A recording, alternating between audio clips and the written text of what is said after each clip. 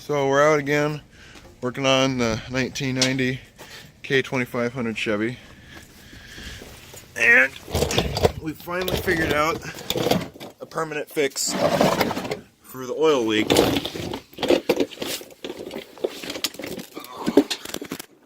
So it's been leaking oil from right here, where it's got this fancy aftermarket oil cooler, at least I think it's aftermarket, that runs lines through the radiator. And it's been leaking right here, right where these lines go in. We put new lines on, new fittings on, new plastic clips on, and it still leaks. So what we're going to do is we're just going to put a normal oil filter adapter on here.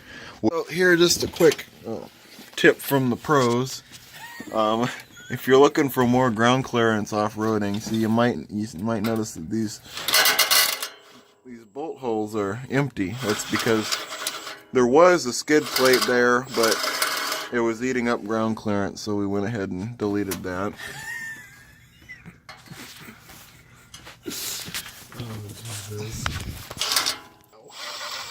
It'll shave about 50 seconds off your 0 to 60 time too with weight reduction.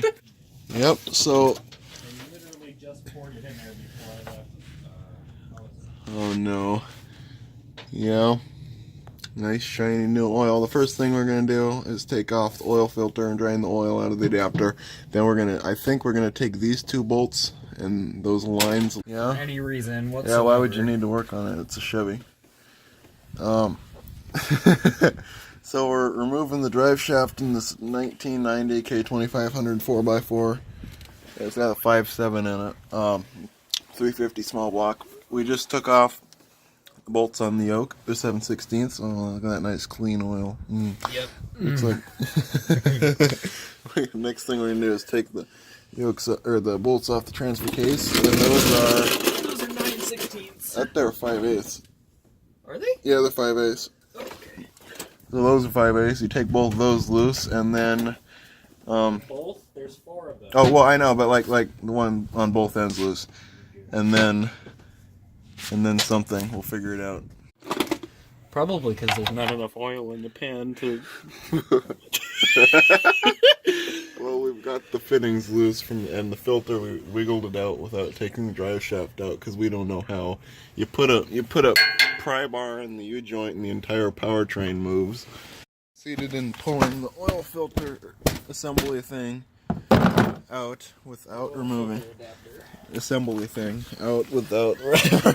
the drive shaft. We just kind of wiggle it around. Exactly what it's called. It's the 90-degree oil filter adapter. The fancy schmancy, the shenanigans filter, and then we got the new one somewhere. It's up on the bed Oh, over here.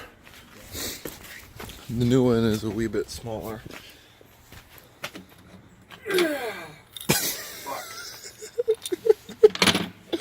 Update here, we ran to Walmart and picked up this oil filter, and there is a slight problem here. Well, for one, this doesn't actually thread in there, and for obvious reasons, it's not quite gonna seal right if we do thread it in there. So yeah, we're figuring it out. The right filter. We're out here in Walmart at 11:30. Oh, 11:20. We were here an hour ago and got the wrong filter, so we're ready to go now. Hey, you should put one of those on.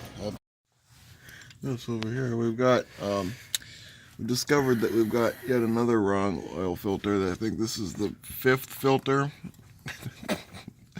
So apparently, like this, we like complete idiots. This thing like sits inside of where the filter goes, and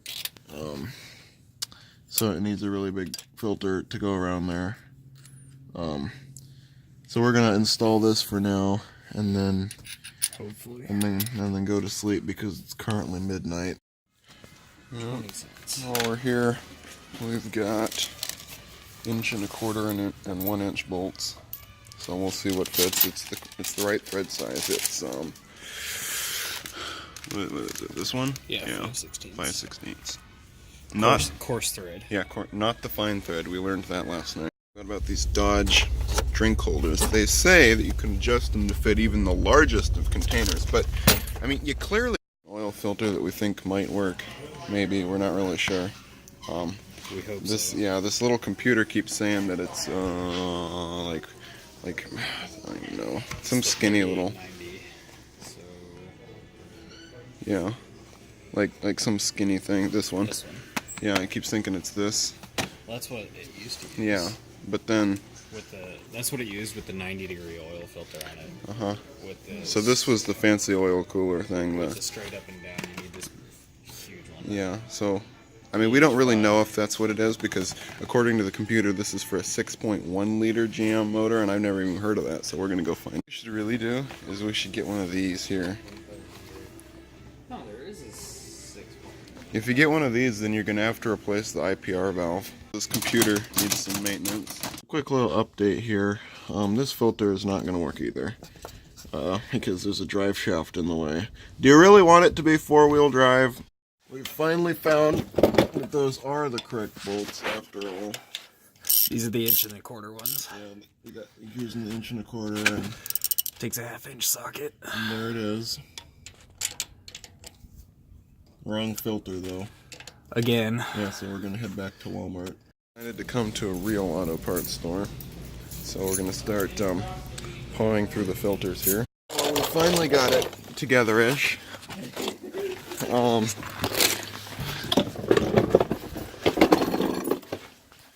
You see, I mean, this kind of works, but there's a slight problem.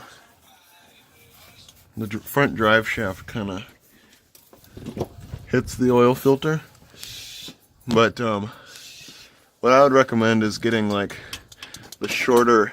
Oh my god, I almost died when you got on the hood. Like your frame rubbed my ribs. Anyway, I would recommend getting the STP version of this because I remember that's the one that I have on my boat and it's a lot shorter. So look for the STP part number and one that's shorter than that. Oh my god. Or look for the STP version of the filter for a 2.5 liter GM Chevy Nova engine. That should work. What are you looking at? I paused the music so you didn't. I didn't get. FBI doesn't hunt me down for having music playing. Copyright infringements.